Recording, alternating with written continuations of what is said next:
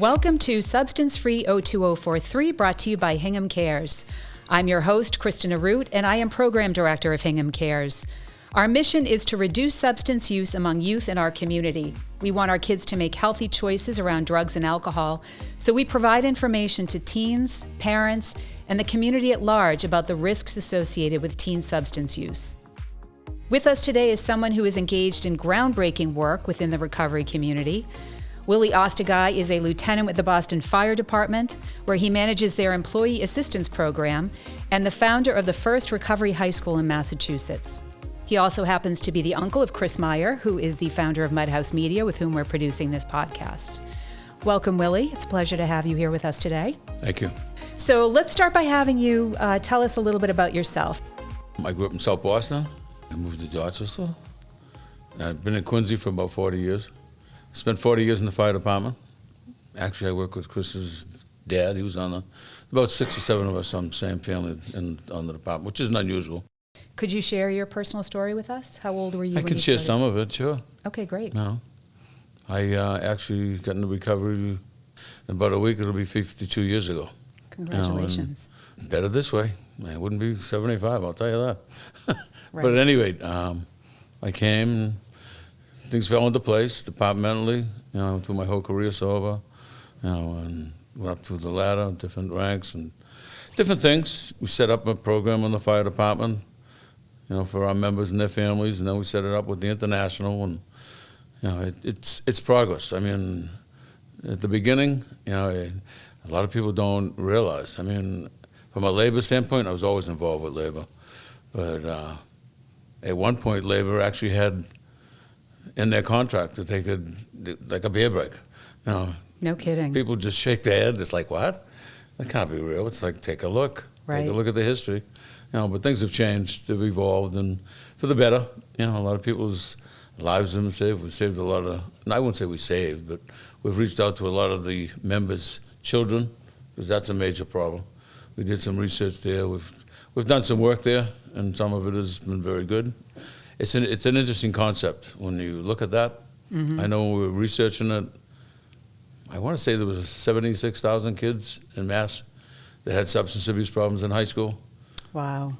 16,000 of them might have got treatment. The other 60, I guess they were just forgotten. They were lost souls. But the 16,000 were going back to their respective schools, and everybody they get their drugs from, and everybody they use with is there. It's like getting somebody with an alcohol problem and sitting in a bar stool and see how long they're going to last. It wasn't working. So out of that evolved, and there was a lot going on then. Actually, the labor secretary now, Marty Walsh, was part of the equation, and now he's the head of the AFL-CIO, Steve Tolman. He was the senator then. Brian Walsh was the rep. But we put it together. We ended up putting it together. Steve and I went to Minnesota. We come back. We got the recovery high school concept in place. They were very good to us. They were more than willing to share their information with us, and they did. They opened. They've been open for 16 years. And it's ironic. My wife ran into, she was at the registry, which is a nightmare by itself. But she was down there. I don't know if she was renewing her license or something, and she was at a window, and she said her last name, and the woman the next window down said, "Oh, my daughter graduated from there." She said she's a nurse. She's got a couple of young kids. No kidding. That's what counts. Hearing those success stories, it You must need be to hear 'em. very gratifying. Yeah. One of the kids, there's a couple of scholarships that are given out every year, and actually Dropkick Murphys, the Clatter Fund, gives them out. And the young lady was getting it. She's getting a full ride to Tufts. Wow. These aren't people that aren't intelligent. Right. They've got to be intelligent just to survive on the street. Right. You are a person in recovery yourself, correct? That's true. Does that drive the work that you do? Oh yeah, it wouldn't be on the radar screen if I wasn't. Mm-hmm. I don't know why I would. The evolutionary process, where you started as a firefighter, you had your own substance use issues, you started working on your sobriety, and then from there came the employee assistance program, and out of that stemmed the concern for these kids and the development of these sober high Pretty schools, much. recovery high schools? That was pretty much the road that was followed. Yeah. And what kind of a time span are we looking at from start to, the opening of the doors of the high school? Probably took about 2 years because it wasn't easy to do. There's no question about it. A lot of people, it takes a village. I mean, a lot of them put time and effort into it. But we went to the city council, we went to the school committee. Everybody, as usual, thinks it's a great idea, but the bottom line ends up being money. Right. And it's funny, we had 3 kids from here going to school in Minnesota. Oh, no kidding. So because they offered that program when we called there. out there, because they had 10 at the time. And I said, interesting, we're the hub of the universe. We have to send 3 kids to Minnesota. Right. Well, that didn't sit well with me and others. But we ended up, one of the young ladies, she came back for the summer, naturally, and she went to the school committee with us. And actually, a friend of mine was on the school committee, and he said, well, I thought all schools were supposed to be sober. And I mean, young kids don't have an off switch. She said, you must live on Mars, mister. And then put him right in his place, which I couldn't be happier. It's just a good guy, but I mean, where else are you going to get your stuff? Who else? Everybody you party with. Right. So, I mean, you got to use some common sense. It was a simple idea, and it's working. And what is the application process like? You have to have a substance abuse problem. Mm-hmm. We had to have the Boston Teachers Union. If they didn't sanction it, it wasn't going to happen. So you got to learn how to play in a couple of different areas. Right. Between the politicians, between the school committee. It's ironic. I was on with one of my cohorts in Florida last week from New York. The Department of Education in New York didn't think it was necessary. I'm looking like, really? It's amazing. You shake your head. It's like, you think you're making progress, and then, the stigma that goes with it. Everybody else that's got a disability, is being dealt with. That population should be dealt with. Otherwise, what we found was the young kids were going to jail, the boys, mm-hmm. and the girls are usually having having a baby. Their education, everything went out the window. If they weren't sober and they'd never had an education, they were doomed anyways. Right. It's so tragic. It's simple to watch too. I mean, if you watch it, everybody wants to call it everything but what it is. Well, there's a lot of denial. I mean, there's stigma, and then there's denial also. And there's parents too. Exactly. So you've touched on this a little bit. What kind of trends have you seen over time in terms of societal awareness of the risks associated with substance use, underage substance use? Obviously, police officers aren't taking cases of beer away from kids and sending them on their way anymore, and there's a reason for that. So what have you seen over the past several decades that you've been doing this work that's changed? I'm smiling because I used to be one of those kids. Yeah. And they would steal it back from them. No, it's just early on it was basically alcohol, But a lot of these substances were around, just a lot of people weren't using them. Mm-hmm. My father's generation and my father-in-law, I mean, they were all smoking dope when they were in World War II. Everybody thinks they invented the wheel here. Right. Not the case. I mean, go back to the Roman Empire. It'd still be there if they went, eating cocaine. They call it cane leaves and stuff. It destroys a lot of things. It destroys everything, actually. Families, marriages, your life eventually. Try to set some programs up so people can get help. It was booze at the beginning, and it was booze and drugs. And, you'd see everybody's, the opiates is one thing. We've all gone through it. It's still there, but fentanyl is there now. It's really not even existent. I mean, I've gone out to Vancouver when Marty was the mayor, and we were out there for a convention, and we looked at some of the sites they were talking about. In my world, because our headquarters is right on Mass and Cass. Out in Vancouver, they make Mass and Cass look like it was a kindergarten. Could you just explain what Mass and Cass is for those who are unfamiliar with it? Mass and Cass is an area of the city of Boston. Mass and Cass is Massachusetts Avenue and Melina Cass Boulevard. That's where they intersect. But the thing they have there, they have a shelter. They have a methadone clinic. They get the shelter. So they're coming from all around. They're coming from everywhere. Whether it's Hingham, Quincy, Duxbury, Roxbury, Dorchester. Oh, that's where everybody's at. So now you got 300-400 people walking around, tent city. It's a mess down there. My old place of work, our headquarters is right there. We've had to cordon the whole thing off. They're putting the people out of business down there. Right. And it just, most of them are messed up, but it's like a haven for that particular population. From what you've seen, do the majority of these adults, did they start using substances at a younger age? Or are you finding that there are people in recovery or, people battling addiction who started using at an older age? Do you know kind of roughly what the percentage is, teen versus older start? I would actually, in my opinion, I'd be shocked if everybody down there didn't start in their teens. Yeah. And then they just progressed. And if they ended up having an addictive personality, this is the route they were going to end up in. Some of them don't want to get straight. That's their life. They don't want housing. They don't want a lot of things. In the prevention world, we talk about two keys to prevention. One is adult parental role modeling, so modeling good behavior for kids. And the other is access. So limiting access, to your point, you just said, these things were available, but they weren't readily available. So limiting access is certainly a protective factor as well. What do you attribute the extent of what you've been seeing, the extent of what you saw in Vancouver, what you see on Melnia Cass? What do you attribute that to? I mean, I think everybody's doing what they think is the right thing, but a lot of them I don't buy into a lot of it, to be honest. You mean people in the field? Yeah. It's just, and I've been doing it for a long time. I mean, I'm the chairman of the board of the Gavin. I mean, we've been doing it for a long time. We've got men's houses. We just opened a women's house. We've got adolescent programs, which is a feeder system actually for the high school. Okay. Because we're trying to educate them while they're getting back on their feet. Mm-hmm. But I said it to one of my friends, he's a doc. I said, what are you going to put the world on Suboxone? It's a level 3 narcotic. It's like, come on. I've seen people try to get off of it. It's worse than the stuff that they're on. It's just, and I know they're trying.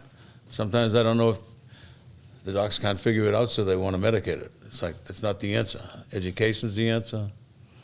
Long-term treatment's the answer. So you say education. We're obviously in the prevention field. We're a prevention coalition. And one of the things that we do is we educate, as I mentioned in my little intro, we educate teens and parents in the community on the risks and the harms associated with underage use, specifically underage use, because we want to prevent kids from going down that road of using substances. In your experience, can you speak to why it's so risky for young people to use substances? Why does it make it that much more dangerous than for, say, folks in their 20s and 30s? Well, the earlier you start it. I mean, if the average age is experimenting at 13, I mean, emotionally they stop growing. I mean, what are you doing in the first place? I mean, now you got somebody that's 20 years old that really has the mind of a 13-year-old, and they're making decisions like a 13-year-old.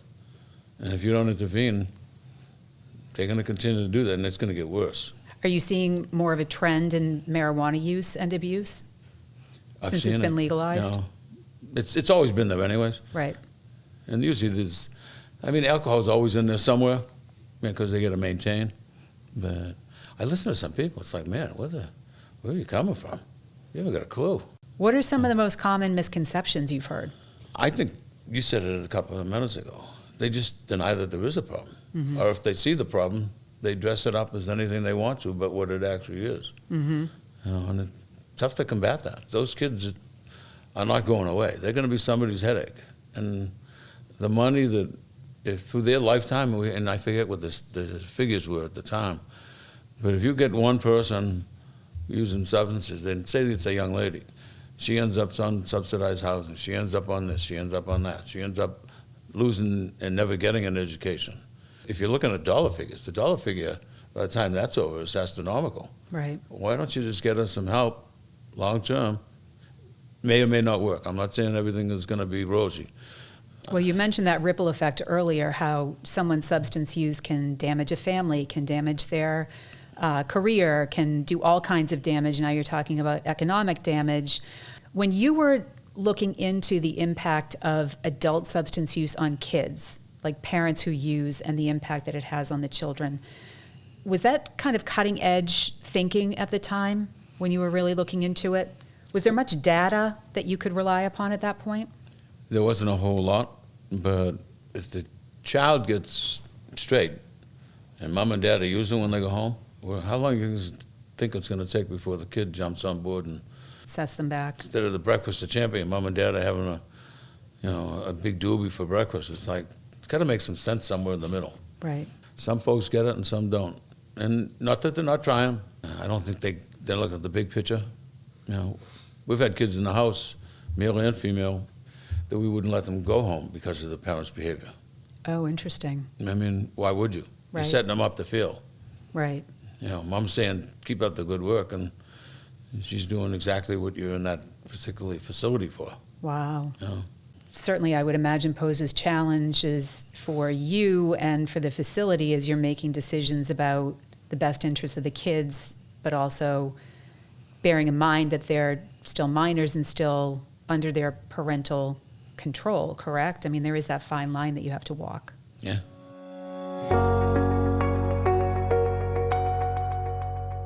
How many recovery high schools are there in Massachusetts? It's 4 now, 4 or 5. And there's a couple more on the board. One, I think the next one might be on the Cape. There's one in Brockton. There's one on the North Shore. And can you tell us a little bit about the 2 houses that you have for adults? You have a house for men and a house for women, and a house for, I believe it's 2 houses for women? One for women. We just opened it. And we have 3 for men.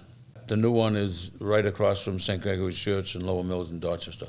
That motion was made 25 years ago to get a woman's house. And we just got it. We just opened it last month, maybe 4 months ago. No kidding. The young girls have actually at least caught up to the boys. In terms of use? Oh, yeah.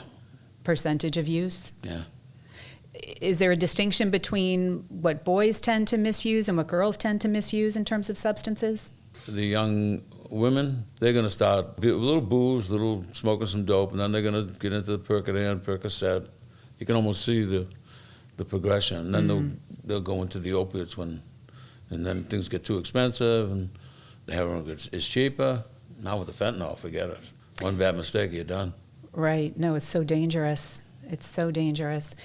There's a lot of dispute about whether or not there is this concept of gateway drugs. So whether or not alcohol or marijuana, sort of the more common types of drugs, are gateway drugs for use of more potent substances down the road. I'm smiling because I'm from a different world. I know that, but it's like I never heard anybody say as a young person, "Hey, let's get some fentanyl. Let's get some heroin." There's something that leads up to it. It just didn't happen to be going by. Right. So there are gateway things. Whether people agree with it or not, that's their business. Mm-hmm. I mean, I don't see anybody that's the average kid in the street saying, "Let's get a bag of heroin and let's shoot up." We hear from kids and from parents that one of the things that's pervasive in our culture is parents wanting their kids to have their first drink under their roof, under their supervision, or to get them ready for college by having them drink before they go off to college and making sure they can handle it, quote unquote. We know from the statistics that we have from the Youth Risk Behavior Survey that's administered in Hingham that a fair amount of kids party in people's basements with or without parental knowledge. Sometimes parents even provide the alcohol. So do you think that adults, parents, treat alcohol in a different way from other substances? Do you think that there's a different perception of risk with alcohol? I personally would like to think that they would be the parent and they'd make the tough decisions they have to make rather than just continue to make these conceptions. I mean, they're giving kids bad information. Maybe they were fed that kind of information.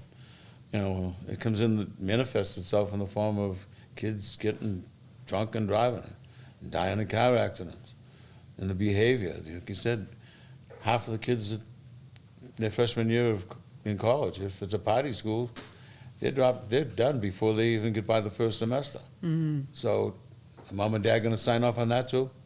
Right. It just doesn't make sense to a guy like me. I remember my dad saying to me years ago, he says, "I'm your father, I'm not your friend. Mm-hmm. I'm going to make decisions that I think are right. I'm not really interested in what you think right now. Maybe when you become an adult, but other than that, it ain't happening." And guess what? I became my father. Have you ever had any personal experiences where your children have been placed in a position where they've been offered alcohol and you've had to say something on their behalf? Yes, I have. In fact, when the boys were playing high school hockey and stuff, they had a party because they won the championship, and the father took it upon himself to in his view, let all the kids that were there drink. And I got wind of it, so I went down. I told my 2 stars, let's go. The party's over. They weren't happy about it, but I don't need somebody else telling my kids, contradicting what I'm trying to show them. Right. And in fact, it was ironic, did you ask? On the way home, one of the cheerleaders got in a little fender bender because she was stiff, and they could have went right back and sued the hell out of the parents that thought they were doing the right thing. The parents might think they're doing the right thing, but they should rethink their thought processes. One of my former colleagues at Hingham Care, she's now working with Chris Herron, she says that it's sort of the height of arrogance for parents to think that they can provide children with alcohol or any other substance, but primarily it's alcohol, and think that they're going to know how that child's going to handle it. So to your point, that cheerleader was provided with a substance by another parent, got into an accident. Thankfully, it wasn't worse than it actually was. It was a bit arrogant for that parent to think that it was okay for that young girl to have alcohol, to partake in a substance. So I think parents need to be thinking about that in addition to the liability issues. You have social host laws and all kinds of other things on the books. I mean, at some point, you got to be the parent. We have a newly formed parent partners group. It's a group of about 12 parents who have kids in the Hingham schools, all very on board with our mission, all very concerned about their kids and their kids' decision-making processes and keeping them healthy. And one of the things that we talk about as Hingham Cares and staff and board members is providing these parents with cover to do just that. Providing them with cover so that they feel supported in speaking up, because you're very outspoken. To say the least. You're not afraid to speak your mind. You're not afraid to stand up to another parent, which is commendable. A lot of parents don't feel that way or don't behave that way. It's a little bit more difficult, more challenging. They don't want to be thought of as the parent that is the one raining on everyone's parade. They don't want their kids to be socially ostracized. So they tend to hold back a little bit, and we want to be able to provide them cover. We want to be able to provide them with information that they can share with other parents, and we want them to feel confident doing exactly what you just did, or you just said you did with your kids, to say no to the other parents, to say no to your kids. It's important, like you said, to be the parent and not be the friend. I mean, that doesn't mean your child isn't going to try it and experiment anyways. Right. But you're not going to give them the green light to just go ahead and do what you want. And then when they get in trouble and you end up in the police station and say, how'd you end up here? Like you said, I could do this. A lot of parents just don't know any better. They need to be educated too. Right. Because there was nothing in place when they were growing up. Exactly. We say all the time that no parent wants to place their child in harm's way. So I think a lot of it is misinformation. A lot of it is this hereditary information that's passed down from generation to generation. I'm sure when you were growing up, alcohol, there was no real stigma associated with it. Tell us what your life was like growing up with your parents and your family. Was alcohol use pervasive? My siblings, it was pretty good. The rest of the family, we have a big family. It was completely out of control. I mean, we've lost plenty of the uncles through booze at the time, and there's still some. And recently, we've lost 2 or 3 kids to overdoses. Wow. One of them graduated from school. He was playing football. He had 2 master's degrees. It doesn't matter. Right. You go to the well one too many times. One was an accident. One was an overdose. One of the young ladies overdosed down Mass and Cass. I don't know how you can prevent it. I wish I knew. I wouldn't care if you chained them to a radiator rather than have them see them die. Right. Yeah. So you consider yourself one of the more fortunate members of your family to have taken your sobriety journey? Yeah, but there's about 6 or 7 of us in recovery. Mm-hmm. Yeah. If there were one piece of advice that you would want every teenager to hear, every young person to hear with regard to substances, what would that piece of advice be? Look at every piece of educational material you can get. And when you make your decisions, make them wisely. Now you're better educated. You can see what can happen. You're going to see what your friends can. Some of them won't finish school. Some of them will get scholarships and lose them. There's all kinds of negatives that go with it. So look at the big picture. Big picture is a big thing for the kids. I get it. But if you're one of the unfortunate ones that starts to play and you got it. It's going to take you one way or the other. you're either going to get in recovery or eventually you're going to lose everything that you care about. Right. Right. And it's so risky because you don't know how you'll respond to a particular substance. And you touched on it earlier. Denial will just keep on telling you you're okay. Right. I'm just doing what everybody else is doing. Your circle will get smaller because everybody will start looking like you. Water seeks its own level, and everybody usually has a problem. Anybody that's healthy is not going to stick around. Right. It's like, this isn't going to have a happy ending at the end of the night. Yeah, there's a lot of isolation that goes along with the disease. Oh, yeah. And then if there were one piece of advice that you would want every parent to hear, what would that be? What would you say to parents? First, I'd say education. Then I would say make sure you know where your child is. Be a little diligent. Mm-hmm. You know, if they're not coming home, if they're coming home late, if the police are bringing them home, might be a signpost. You might want to take a peek at it. Right. Rather than keep your head in the sand. So they're going to love me. Be involved. No, this is all so practical, just like nuts and bolts. It is. It's simple. Yep. It's not rocket science. Some people want to make it that way, but it's not. Right. The solution, I don't know. I don't know if there ever will be a solution. Some people are just going to continue to, you know, I mean, if you look at the stats, I think 9 out of 10 people don't even get into recovery. Mm. You know, where are their lives? Nobody wants to look at that. Right. You know, what are their families going to do? You know, where's Ma? You can't depend on her. She doesn't show up. She shows up, she's drunk. You know, Dad doesn't live anymore. Why? You know, look at the big picture. Right. I've heard That someone sounds real negative, but if you don't look at all the particulars, how are you going to get any kind of a solution? Exactly. I spoke with a doctor who's the head of addiction medicine at Social Health, and he referred to alcoholism or alcohol misuse as a silent epidemic. Oh, there's no question. Nobody wants to look at it. Right. I mean, if you think about it, everybody drinks. Some people just drink to excess. Some people can drink and have no problems whatsoever. My hat's off to them. But everybody doesn't fall in that category. Exactly. Can you share with us any of the success stories that you know of? Kids who've come out of the school? 50% of the kids coming out of the school, recovery high schools, go on to higher education. These kids weren't even making it in school. That's they were amazing. dropping out of school. Right. You know, so now they're going on to college. 90% of them graduate. I don't think you get that much of a success rate in a regular high school. Wow. You can see it works. Mm-hmm. You know, so it's worth the time. It's worth the effort. You know, we've had a lot of them. Like I said, you know, the young lady last year, she's going to Tufts. She's got a full ride. She's that bright. One young man, he ended up going to West Point. I mean, there's a lot of things. They're not stupid people. It's amazing. You know, there's another individual I talked to just the other day. He spent a couple of years at Mass and Cass, and he ended up, he had his own tent, his own little setup, and I foolishly asked him, because he was always bumming money, and I said, how much can you make in a day? He said, $400-500. I'm looking like, I have to get my old clothes out and get on there and make a few bucks. But, I mean, they're creative. I mean, imagine living at Mass and Cass for 2 years. I mean, how do you even survive? Well, that's what the addiction has done to them. Oh, so yeah. that $400 or $500 a day is not going to. Oh, no.